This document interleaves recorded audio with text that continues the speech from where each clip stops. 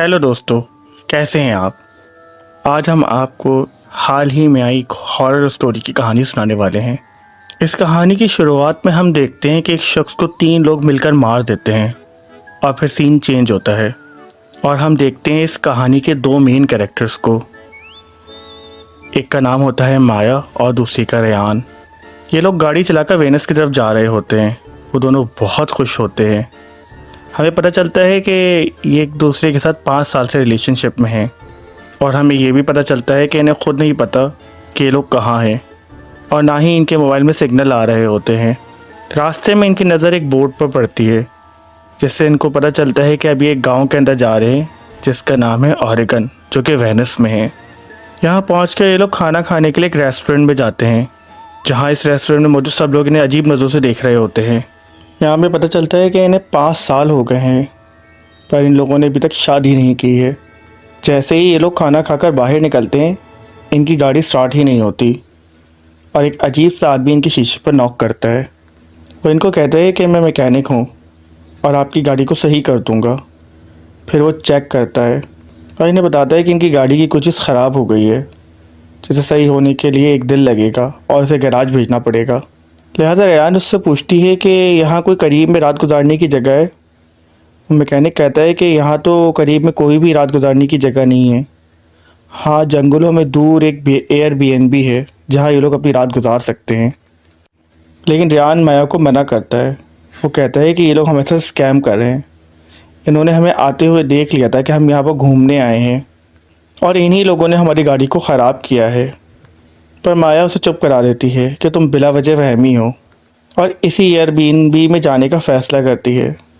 वहाँ पर खड़ी एक लड़की इन लोगों को कहती है कि मैं तुम लोगों को एयरबीएनबी छोड़ देती हूँ। तो वो दोनों राज़ी हो जाते हैं और फिर ये दोनों इस लड़की के साथ एयरबीएनबी जाते हैं। जब ये लोग इस घर में जाते हैं तो ये घर बहुत अच्छा होता है और फिर यहाँ देखते ही देखते रात हो जाती है। रेयान जब सामान रखने के लिए फ़्रिज खोलता है तो वो देखता है कि फ़्रिज ख़राब है। लिहाजा माया इस होटल के मालिक को कॉल करती है और कहती है कि हमारा फ्रिज ख़राब है, आप किसी को फ्रिज सही करने के लिए भेज दें। फिर ये दोनों एक साथ टाइम गुजारने के लिए बाहर आकर बैठ जाते हैं और हम यहाँ देखते हैं कि ये घर बिल्कुल सुनसान जगह पर है जहाँ चारों तरफ जंगल है और मीलों तक कोई घर मौजूद नहीं है। रेयान इस बात से बहुत परेशान होता है और फिर सीन चेंज होता है और हम देखते हैं कि जब ये लोग घर में रोमांस कर रहे होते तो अचानक कोई इनका दरवाज़ा ज़ोर ज़ोर से खटखटाता है। ये लोग परेशान होकर दरवाज़ा चेक करने जाते हैं तो हम देखते हैं कि बाहर एक मास्क पहनी हुई लड़की होती है जो अंधेरे में होती है, जिसका चेहरा नज़र नहीं आ रहा होता और वो इन लोगों से पूछती है कि क्या यहाँ पर तमारा है। जब ये लोग मना कर देते तो वो यहाँ से चली जाती है पर दूर जाके खड़े होकर वो इन लोग को देखती रहती है। इन लोगों को उसका इस तरह से देखना बहुत अजीब लगता है और इन्हें ये भी अजीब लगता है कि यहाँ दूर दूर तक कोई घर नहीं है। तो फिर ये लड़की आई कहाँ से। और फिर अचानक वो लड़की गायब हो जाती है। फिर ये दोनों घर के अंदर आ जाते हैं और खूब मोहब्बत भरी बातें करने लगते हैं। पर इसी दौरान रेयान को सांस हो जाती है। वो अपना इन्हेलर चेक करता है तो उसे पता चलता है कि उसका इन्हेलर तो गाड़ी में ही रह गया है। लिहाजा रेयान माया को कहता है मुझे अपना इन्हेलर लेने जाना होगा। बाहर एक मोटरसाइकिल खड़ी है, मैं इस पर जाकर जल्दी से अपना इन्हेलर लेकर आ जाऊँगा। माया कहती है ठीक है, मुझे भूख भी लग रही है, एक काम करना कि आते हुए खाना भी लेते हुए आना। वो कहता है ठीक है। लिहाजा रेयान मोटरसाइकिल पर बैठ के यहाँ से चला जाता है और माया इस पूरे घर में अकेली रह जाती है। फिर हम देखते हैं कि माया अपने दोस्त को फ़ोन करती है और जब वो फ़ोन पर बात कर रही होती है तो उसको किसी के आने की आवाज़ आती है। वो अपना फ़ोन बंद करके फ़ौरन उसे देखने को जाती है। वो समझती है कि शायद रेयान आया होगा पर दरवाज़े पर उसके पूछने का कोई जवाब नहीं देता। और जब वो शीशे से बाहर देखती है तो वो देखती है कि वही लड़की बाहर खड़ी हुई है और वो दोबारा इससे पूछती है कि यहाँ तमारा है। माया कहती है यहाँ कोई तमारा नहीं है। वो दोबारा पूछती है कि यहाँ पर तमारा है। माया बहुत डर जाती है। फिर वो रेयान को कॉल करती है पर रेयान का फ़ोन वॉइस कॉल पर होता है। लिहाजा वो मैसेज छोड़ देती है कि वो लड़की दोबारा यहाँ आई थी और अब वो चली गई है पर यहाँ कुछ अजीब हो रहा है, तुम जल्दी घर आ जाओ। फिर माया अपने आप को काम करने के लिए सिगरेट पीती है और गाने सुनने लगती है। दूसरी तरफ हम देखते हैं कि रेयान भी गाड़ी पर पहुंचता है और इन्हेलर निकालता है, लेकिन अचानक वो मैकेनिक वहां आ जाता है और वो बड़ी वियर्ड तरीके से उसे बोलता है कि तुम्हें यहाँ आने से पहले कॉल करनी चाहिए थी। वो बहुत अजीब बर्ताव कर रहा होता है।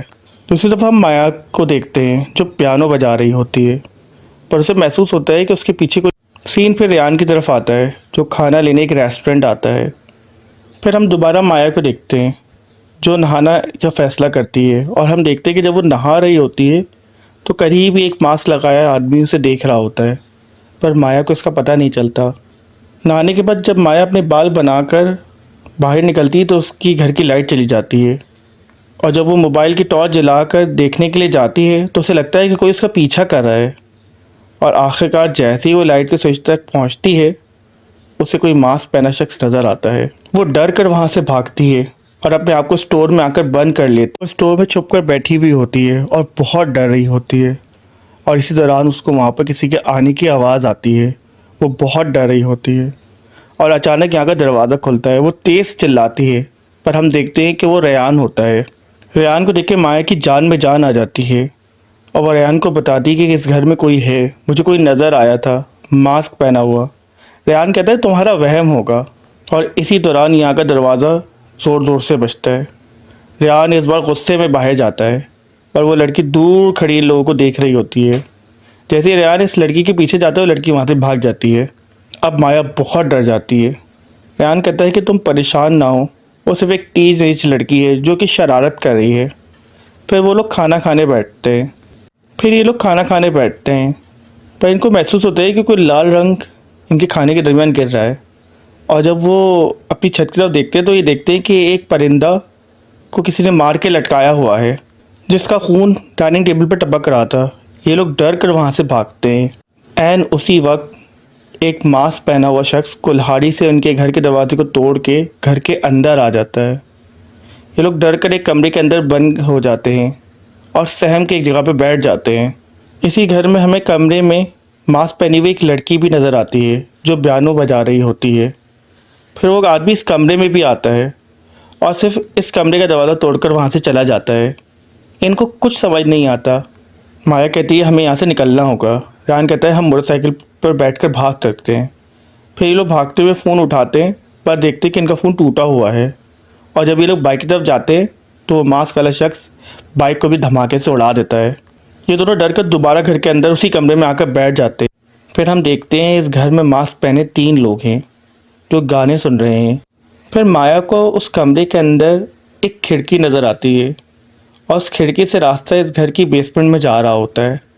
लिहाजा ये दोनों इस खिड़की के रास्ते इस घर की बेसमेंट में जाते हैं।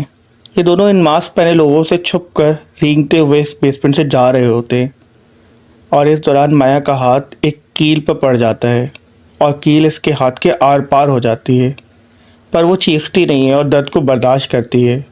और फिर हम देखते हैं कि इनके बिल्कुल ऊपर मास्क वाली लड़की मौजूद होती है जिनको इनकी आवाज़ें महसूस भी हो रही होती हैं, पर वो इग्नोर कर देती है। रेयान माया के हाथ से कील निकालता है और ये लोग फिर इस घर से निकल के बाहर भागते हैं। यहाँ से भागते हुए रेयान गिर जाता है और इस दौरान इसका इन्हेलर वहीं ज़मीन पर गिरा रह जाता है। ये लोग डर के इस घर के बाहर के स्टोर में आते हैं और समझते हैं कि ये लोग उनकी नज़रों से बच गए हैं, पर हम देखते हैं कि इस स्टोर में भी वो मास्क वाला आदमी मौजूद होता है और इन्हें इस बात का मालूम नहीं होता। यहाँ ये लोग इन मास्क वाले लोगों का मुकाबला करने के लिए कुल्हाड़ी उठा लेते हैं। रेयान वो कुल्हाड़ी माया को दे देता है और इसके घर के ऊपर जाता है, और ऐन उसी वक्त एक मास्क वाला आदमी माया पर खिड़की से हमला करता है और इसकी गर्दन पकड़ के उसे मारने वाला होता है, पर रेयान वहाँ आ जाता है और इसके हाथ पे बंदूक होती है। वो इस मास्क वाले आदमी पर गोली चला देता है, पर वो आदमी वहाँ से भाग जाता है। फिर ये लोग यहाँ से निकलते हैं। साथ ही हम मास्क वाली लड़की को देखते हैं जो इनके पीछे आ रही होती है, और यहाँ रेयान को भी किसी के आने की आवाज़ आती है। रेयान अपनी बंदूक लेकर इससे देखने जाता है। रेयान इसके बिल्कुल पीछे होता है और माया भी रेयान के साथ बिल्कुल इसके पीछे पीछे होती है। ये लोग बहुत डर रहे होते हैं। इसी डर में ये अपने सामने आने वाले शख्स को गोली मार देते हैं, पर जब ये लोग इस शख्स को चेक करते हैं जिसको इन्होंने गोली मारी थी तो इन्हें पता चलता है कि उसने मास्क तो पहना हुआ ही नहीं है। तो इन्हें अंदाज़ा होता है कि जिसको इन्होंने मारा है वो असल में फिश सही करने आया था। रेयान और माया को इस बात का बहुत अफसोस होता है। फिर ये लोग इस आदमी की गाड़ी में बैठकर भागने का फ़ैसला करते हैं, और जैसे ही ये लोग गाड़ी में बैठते हैं इन्हें एक फ़ोन मिलता है। माया जैसे ही पुलिस को फ़ोन करने लगती है वो मांस वाली लड़की इसके ऊपर कुछ फेंक के मारती है, जिससे गाड़ी का शीशा टूट जाता है और ये लोग बहुत डर जाते हैं। रेहान फ़ौरन अपनी गाड़ी स्टार्ट करने की कोशिश करता है, पर वो गाड़ी स्टार्ट ही नहीं होती।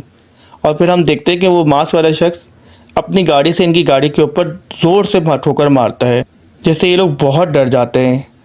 रेहान बहुत अपनी गाड़ी को स्टार्ट करने की कोशिश करता है और वो मांस वाला शख्स मुसलसल इनकी गाड़ी को ठोकर मार रहा होता है। लिहाजा रेहान और माया इस गाड़ी से उतरने की कोशिश करते हैं। माया तो उतर जाती है, लेकिन रेहान की टांग इस गाड़ी में फंस जाती है। रेहान माया को कहता है कि तुम यहाँ से भाग जाओ। लिहाजा माया जंगल की तरफ भाग जाती है और रेहान अपनी बंदूक से इस गाड़ी में बैठे शख्स को गोली मारने की कोशिश करता है, पर वो शख्स वहाँ से भाग जाता है। और फिर थोड़ी देर बाद वो शख्स गाड़ी के ऊपर चढ़कर रेहान को मारने की कोशिश करता है, पर जैसे ही रेहान अपनी बंदूक उठाता है वो शख्स यहाँ से भी भाग जाता है। दूसरी तरफ हम माया को देखते हैं, जो डर के इस जंगल में भाग रही होती है और वो मांस वाली लड़की भी इसके पीछे होती है। फिर हम देखते हैं कि माया छुप पर एक जगह पर बैठ जाती है और वो पुलिस को कॉल करती है, और पर वो इतना आहिस्ता बोल रही होती है कि पुलिस को कुछ समझ नहीं आता और वहाँ सिग्नल भी नहीं आ रहे होते, तो फ़ोन बंद हो जाता है। फिर हम देखते हैं कि माया इस जगह से उठती है और चारों तरफ देखती है, और अचानक वो मास्क पहने लड़की पीछे से आके माया के ऊपर वार करती है और उसको बेहोश कर देती है, और फिर वो घसीटते हुए उसे जंगल से अपने साथ ले जाती है। और दूसरी तरफ हमें एक और लड़की चाकू के साथ नज़र आती है। रेहान जंगल में माया को ढूंढ रहा होता है और उसका नाम भी चिल्ला रहा होता है, जैसे एक मांस वाला आदमी और ये मांस वाली लड़की सुन लेती है। इसके बाद रेहान एक जगह पर बैठ जाता है, उसे सांस होने लगती है। लिहाजा वो एक खाली बोतल के उससे सांस लेने की कोशिश करता है। इस दौरान वो मांस वाला शख्स रेहान को ढूंढ रहा होता है, पर उसे रेहान कहीं नज़र नहीं आता। फिर हम देखते हैं कि रेहान यहाँ से उठता है और उसे मास्क पहनी लड़की नज़र आती है। वो पीछे से इस पर बंदूक रखता है और इससे माया का पूछता है और इसे छुरी फेंकने का कहता है। वो लड़की इसके कहने पर छुरी फेंक देती है और बुरी तरह से हंसने लगती है और उसे कुछ नहीं कहती। रेहान बार बार माया का पूछता है, पर इस मास्क पहनी लड़की की आवाज़ सुनकर वो मास्क वाला शख्स यहाँ आ जाता है और वो रेहान पर पीछे से हमला करता है, जिसकी वजह से रेहान भी बेहोश हो जाता है। और फिर जब माया और रेहान को होश आता है तो ये लोग इसी घर में एक कुर्सी पर बंधे हुए होते हैं जहाँ पर ये रहने आए थे। वो दोनों एक दूसरे को देखते हैं और कहते हैं कि सब ठीक हो जाएगा। ये दोनों बहुत डर रहे होते हैं और माया बहुत रो रही होती है। रेहान के भी आंसू निकल रहे होते हैं। माया रेहान से सॉरी करती है, क्योंकि वो ही इसे यहाँ लेकर आई थी। रेहान कहता है इसमें तुम्हारी कोई गलती नहीं है, और वो इसे शादी के लिए प्रपोज करता है। फिर हम इन तीनों मास्क पहने लोगों को देखते हैं। इनमें से एक मास्क पहनी लड़की रेहान को छुरी घोंप देती है और फिर मास्क पहना वो शख्स इसी कुर्सी को लात मारता है और रेहान गिरकर मर जाता है।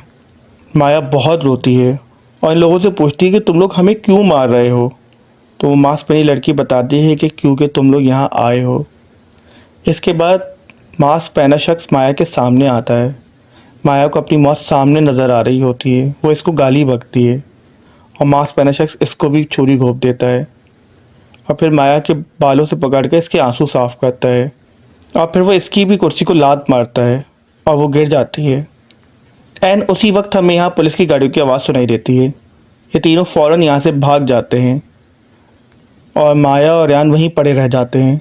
फिर सीन तब्दील होता है और हम देखते हैं कि माया का अस्पताल में इलाज चल रहा होता है और इस कहानी का यहीं इख्तिताम होता है। अगर आपको ये कहानी पसंद है तो हमारे चैनल को सब्सक्राइब ज़रूर करें। शुक्रिया।